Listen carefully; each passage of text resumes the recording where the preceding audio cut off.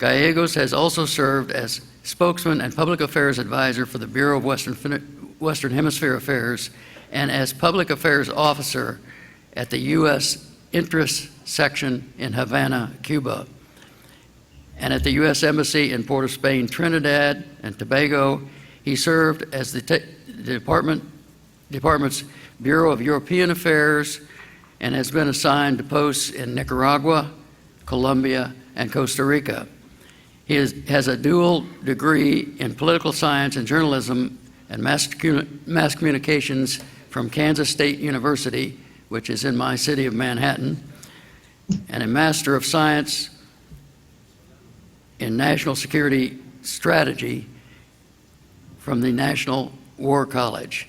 Secretary, we're privileged to have you. We thank you very much, and we'd like to have you give us a few remarks. Thanks a lot. It's great to be with you all via Skype. Mr. Seaton, a pleasure getting to see you from afar. I spent a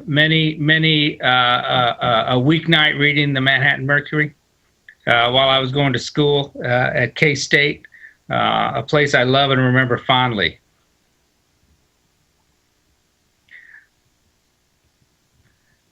Can you all hear me okay?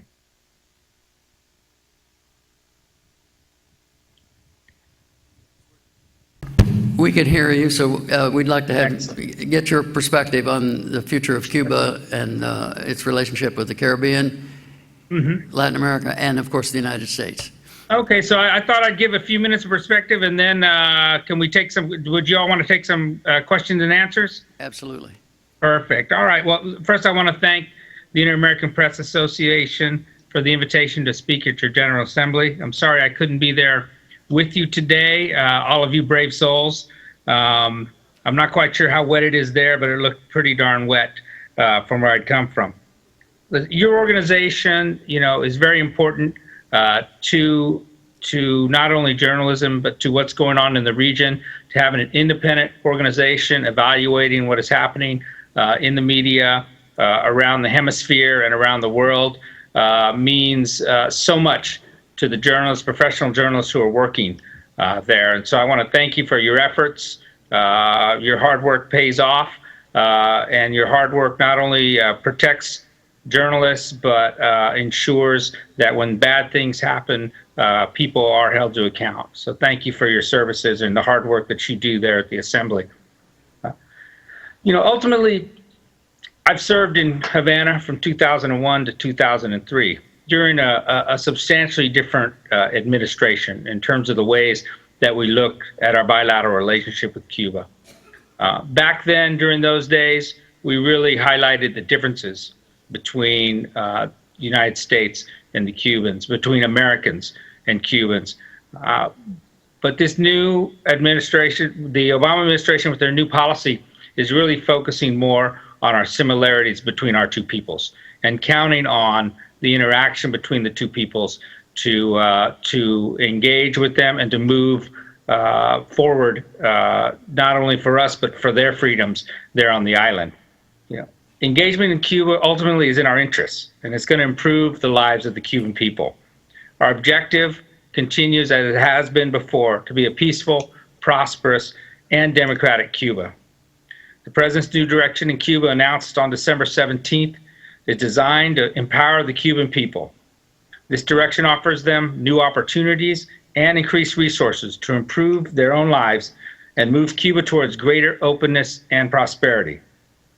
The July 20th reestablishment of diplomatic relations and the reopening of U.S. Embassy Havana allows us to better represent U.S. interests and increase engagement with the Cuban people, and our further steps in the long-term process of normalization with the Cuban government.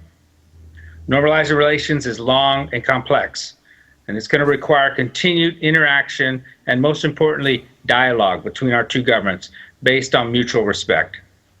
The governments of the United States and Cuba established a bilateral steering commission to plan discussions on a variety of issues, including direct mail, claims, law enforcement, human rights, civil aviation, the environment, health, and trafficking in persons. The first meeting took place in Havana on September 11th. The president has said that Cuba will not change overnight. Our commitment to universal human rights and democratic reforms in Cuba is unwavering, and human rights are and will remain at the core of our Cuban policy. We condemn any instance of Cuban government-sponsored harassment, use of violence, or arbitrary detention of Cubans who peaceably exercise their rights of expression or peacefully assemble. Responsibility for the nature and quality of governance and accountability rests solely with the Cuban people, and we remain convinced the Cuban people would be best served by genuine democracy, where people are free to choose their leaders, express their ideas, practice their faith, where the commitment to economic and social justice is realized more fully, and where the institutions are answerable to those they serve, and where civil society is independent and allowed to flourish. Just as we urge the Cuban people to take advantage of our policy changes that aim to connect them to the rest of the world and improve their lives, we urge the Cuban government to make the changes in government policy that would allow the Cuban people to do so. The embargo is still in place. Legislative action is required to end the embargo, but the president has called on Congress to end the embargo as soon as possible. Consistent with his view, the administration has already taken a number of steps within the president's authority to begin the process of normalizing relations and to support and empower the Cuban people. Travel to Cuba for tourist activities is not permitted, but the regulatory changes published and effective on January 16th and September 21 make authorized travel easier. The regulatory changes increase the amount of remittances permitted, authorize commercial sales and exports to Cuba of certain goods and services for use by Cuban entrepreneurs, and encourage more engagement by U.S. telecom companies in Cuba to support better connectivity and to access information by the Cuban people. The changes permit the U.S. private sector to engage directly with the Cuban people in an effort to bolster Cuba's growing private sector. The September changes clarify and expand the range of authorized travel-related transactions, financial transactions, and export-related transactions in certain areas. The resolution of outstanding U.S. claims remains a priority for the U.S. government. Property claims were discussed in the bilateral commission meeting on September 11th in Havana, and we are working out the logistics for a dialogue on claims with the Cuban government. Safe, legal, and orderly migration remains a top priority of the United States. The administration has no plans to alter current migration policy toward Cuba and Cubans, including the Cuban Adjustment Act. And at the Summit of the Americas in Panama, Presidents Obama and Castro agreed to encourage greater contacts, commerce, educational, and cultural exchanges between our citizens while promoting our national interests. We don't expect change to happen overnight. We will have a lot of practical cooperation to get through, as well as differences. Where we have differences, however, we believe that greater engagement will allow us to articulate these differences clearly, directly, and publicly. So ultimately, what we have is a policy by the president that talks less about the bilateral issues between our two countries and more about what's going on in Cuba. Thank you for this brief outline, and I'll be happy to engage you with any questions you have. Let me begin by asking a question, and then we'll open it up to anyone who has a question. A week or so ago, when President Obama and President Castro met at the United Nations, the reports were that Raul Castro said that there was going to be no progress unless the embargo ended and Guantanamo were returned to Cuba. How does that affect what you think will develop in the future? Well, I think, the reality of it is that this is, even though we're going on the 10th month of this newly announced policy, this is a transition that is going to take time, and there's going to be a lot of political rhetoric out there while we engage with the Cubans to see how to move forward with them. The fact is that while the president said that, while President Castro said that at the UN General Assembly, in reality, our meetings with them recently have been what we refer to as pretty substantial, and that they are working towards engaging with us on that long list of issues that I spoke to you about before. And so, one of the things that we have to consider is that while there is one side of the policy here in the United States that want us to do less of what the president's trying to do, we have to understand that in Cuba, there are multiple sides of their policy as well. Some wanting to liberalize and open, and conservatives, if you will, in their own government who are trying to maintain the status quo. And so each of these are political sides that have to be dealt with internally. But the most important thing that we see is what is happening when we come together and we discuss issues bilaterally, face to face. And that is why the president decided to make the change in this policy. The fact was that 50 plus years of the same thing that had not progressed in any way, shape, or form, he decided that we needed to make a change to engage as directly as possible, not to ignore them, not to turn away from them, but to confront them face to face in civil dialogue, put the issues out on the table, make them public, and then engage with the Cuban people in a way that would allow them to start to understand exactly what has been going on outside the world over the last 50 years. Thank you. Let me have one follow-up, and then I'll open it up to others.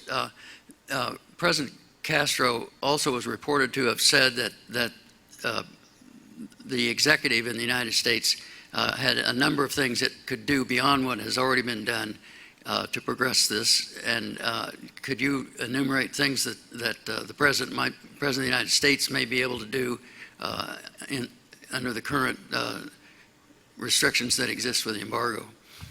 Well, the president's made it very clear that he's calling on Congress to end the embargo. The reality of it is that because so much of the bilateral interaction and the business potential with Cuba is legislated, made into law by Congress, ultimately they are going to have to decide. Our Congress is going to have to decide how we end the embargo and what the manner of that end is going to be.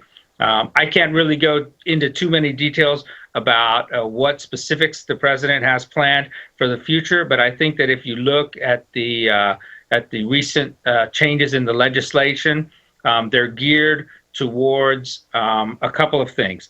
First, the president sees the American public, either the business sector or private individuals, as the vehicle for change in our bilateral relations with Cuba.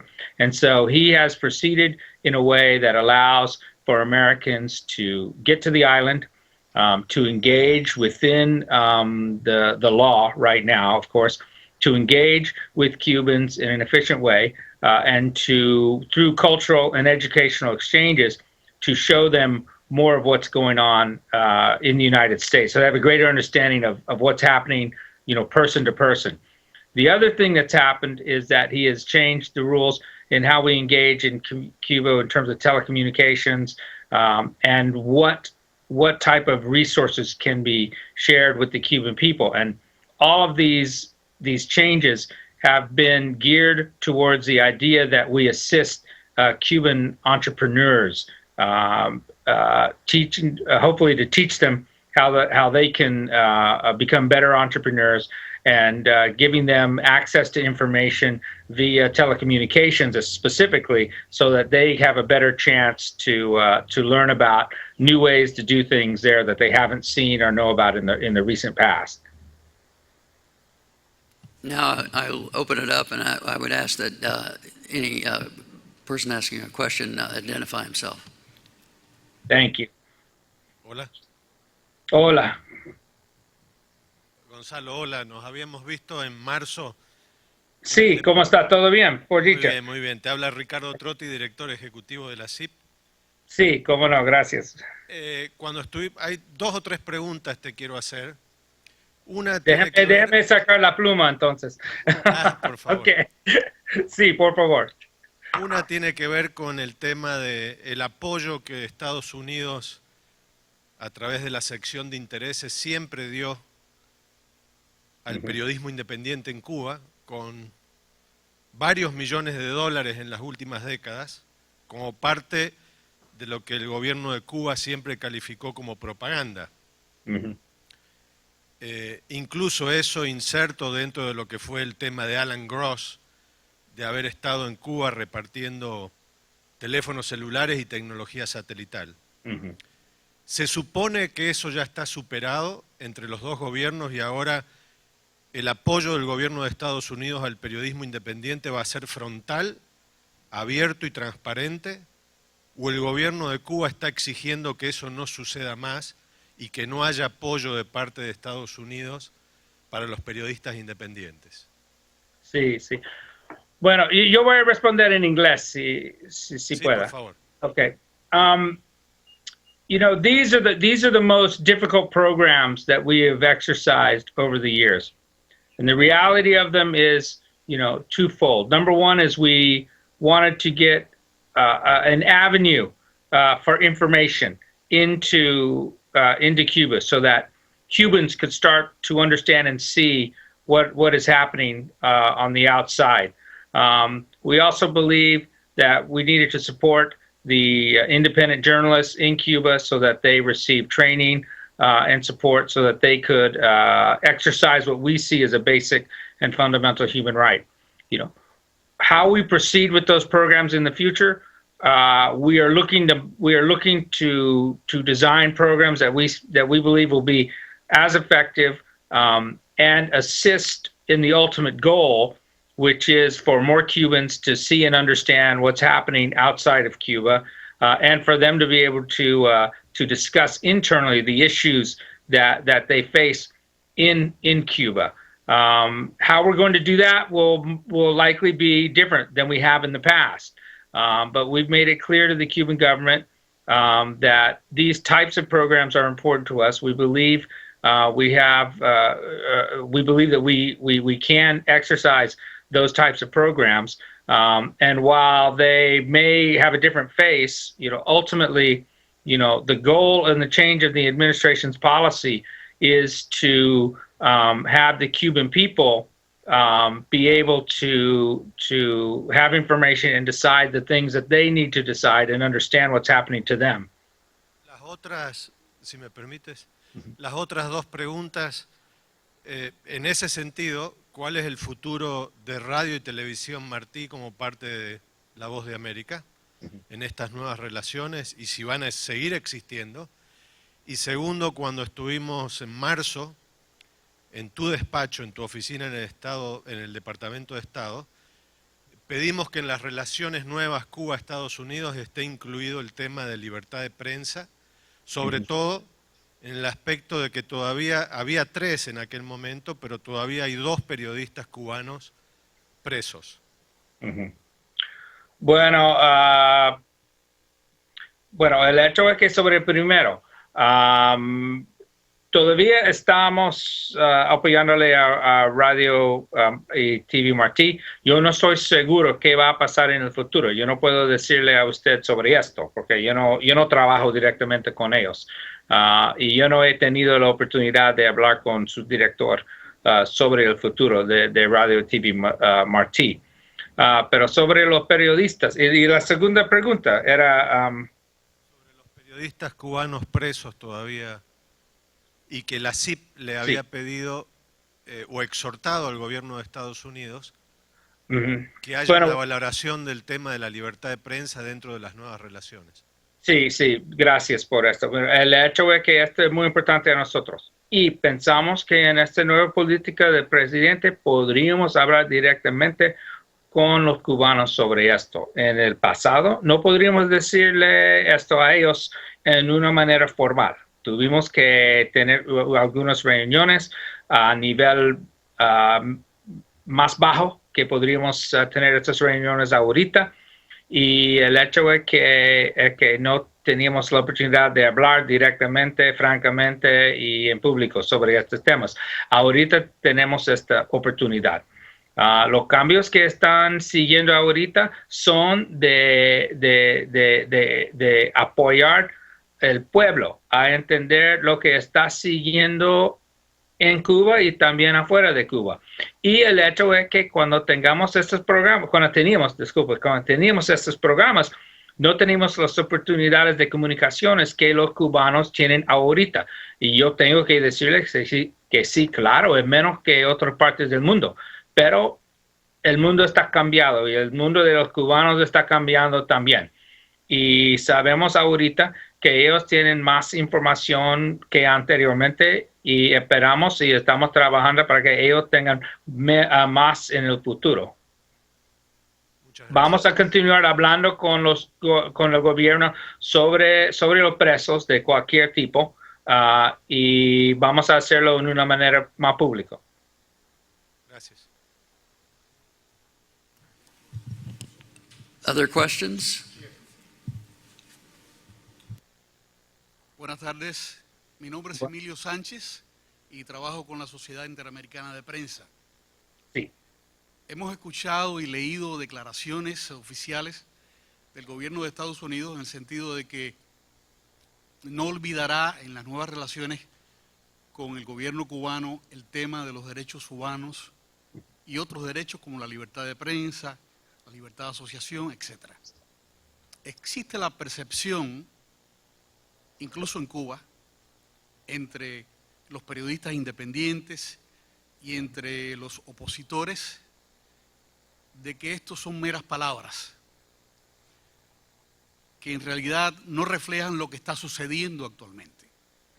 Cuando periodistas independientes son encarcelados y disidentes son golpeados, incluso en el medio de las negociaciones e incluso en el medio de la visita del Papa.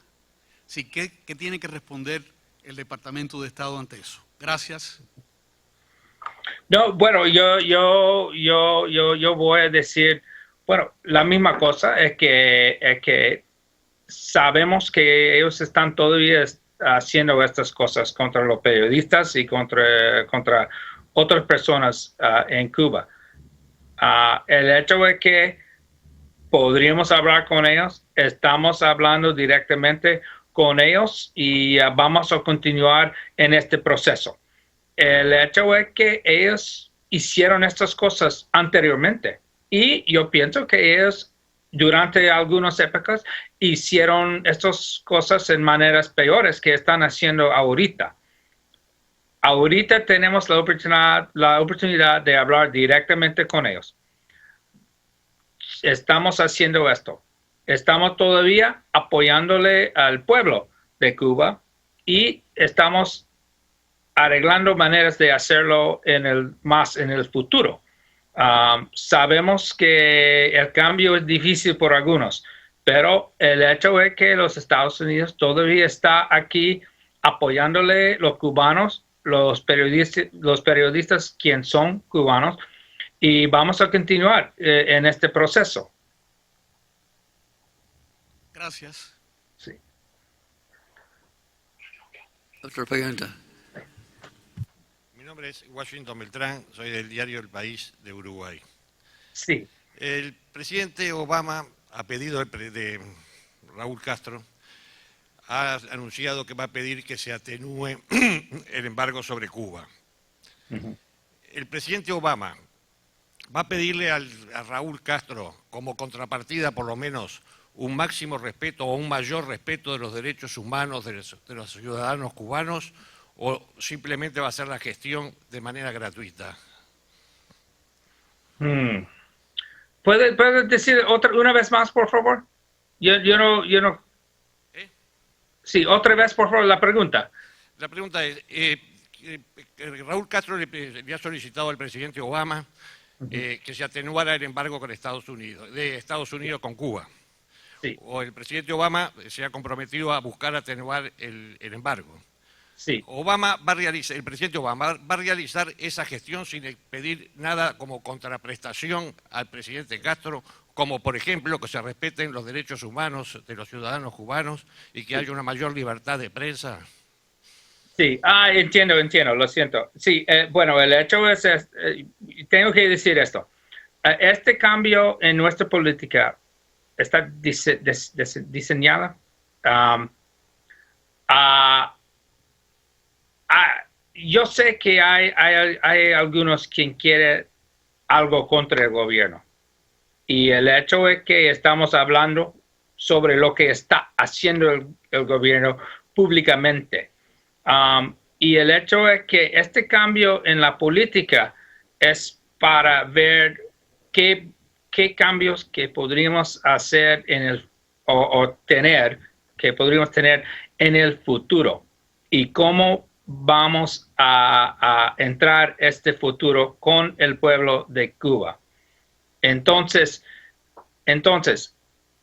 el presidente decidió que estos 50 años de tratar este gobierno de la misma manera, no tenemos ningunos éxitos haciendo esto. Y él decidió que tenemos que cambiar las relaciones, cómo estamos haciendo esas relaciones para proveer a los cubanos en una manera más débil información para cuando ellos necesitan hacer un cambio, decidir en el cambio para su futuro. Y pensamos que este es lo más importante para nosotros. It is more important for us now to provide a way for the Cuban people to have information, to decide how they want to live and what future they want. And that is why the president decided to change the way that we are engaging with the Cuban people and the Cuban government. Miguel Otero. Miguel Otero, El Nacional, Caracas, Venezuela. Sí. Con este tema del acercamiento entre Cuba y los Estados Unidos, queda una pregunta importante que siempre le hacen a los venezolanos, especialmente a la gente que está en la lucha por la democracia en Venezuela. Venezuela sigue con el discurso antiimperialista que viene desde Cuba y ya Cuba no tiene ese discurso. Venezuela le sigue dando 100.000 barriles diarios de petróleo a Cuba, que antes era para financiar el socialismo, ahora es para financiar el regreso al capitalismo, me imagino, ¿no? ¿Cómo estas conversaciones que además tomaron por sorpresa a Maduro, porque así se notó cuando se las dijeron, se enteró por la prensa, cómo estas negociaciones afectan a Venezuela? ¿Está el tema de Venezuela dentro de las negociaciones? ¿Existe ese tema cuando se habla con Cuba? ¿Va a haber una modificación entre las relaciones con Venezuela? ¿Puede haber algún tipo de cambio que esté dentro del pipeline en todo este proceso nuevo en las relaciones con Cuba? What the president decided to do with Cuba was bilaterally between the United States and Cuba, and his decision was based on what had gone on in Cuba and what he saw as the way that he believed we could more effectively deal with Cuba in the future. And ultimately, the former policy we had of isolation did not work, first of all, as I've said before, but also you have to understand that it affected us negatively multilaterally throughout the region. And that it had become too much, our relations with other countries had been tainted by, that one issue of how we were dealing with Cuba. And so the president realized that as part of the change, we were going to be able to have better relations throughout the region if we took that irritant out of the multilateral equation. Now, that's the Cuba side of it. In terms of what effect thinking about Venezuela had on his decision to change the policy in Cuba, we would say that the issue for us was the Cuban-U.S. bilateral issue and how it affected our relations with other countries.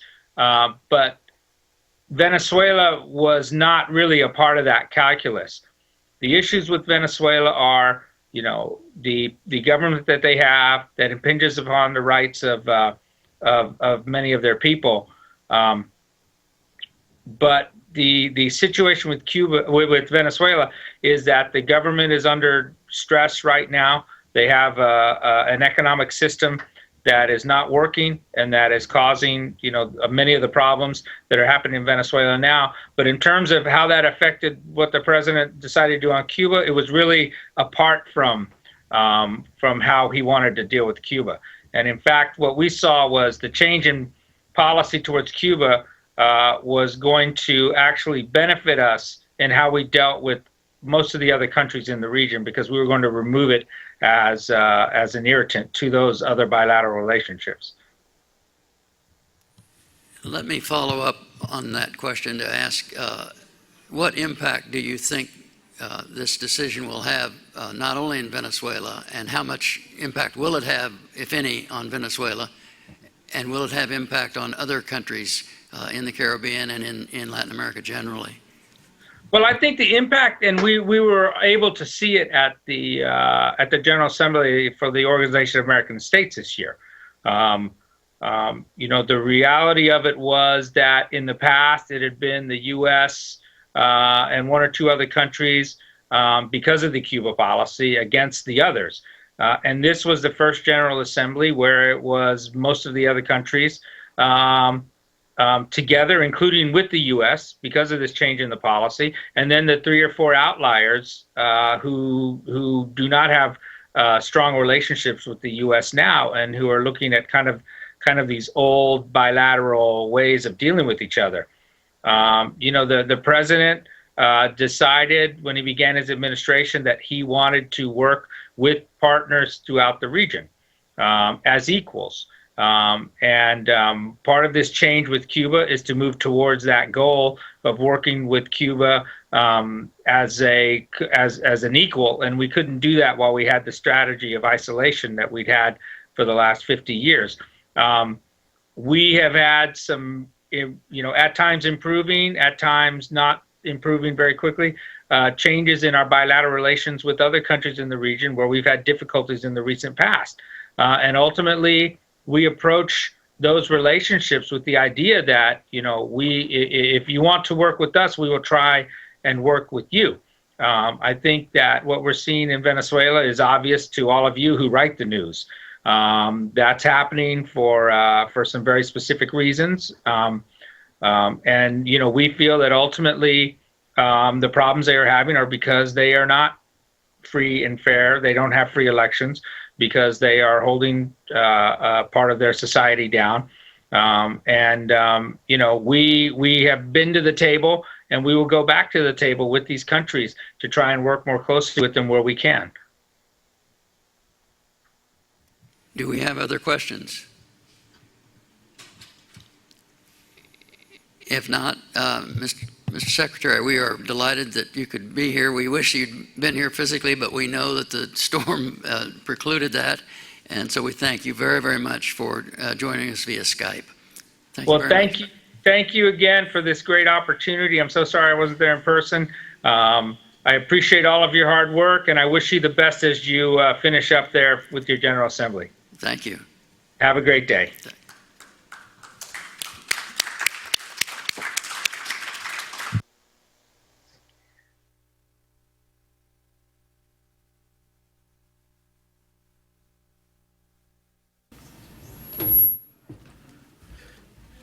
Muchas gracias. Terminamos por hoy. Les recuerdo que a las 6 de la tarde, si dentro de una hora, van a salir los autobuses para el evento de esta noche. Nos vemos. Thank you very much. Thank you.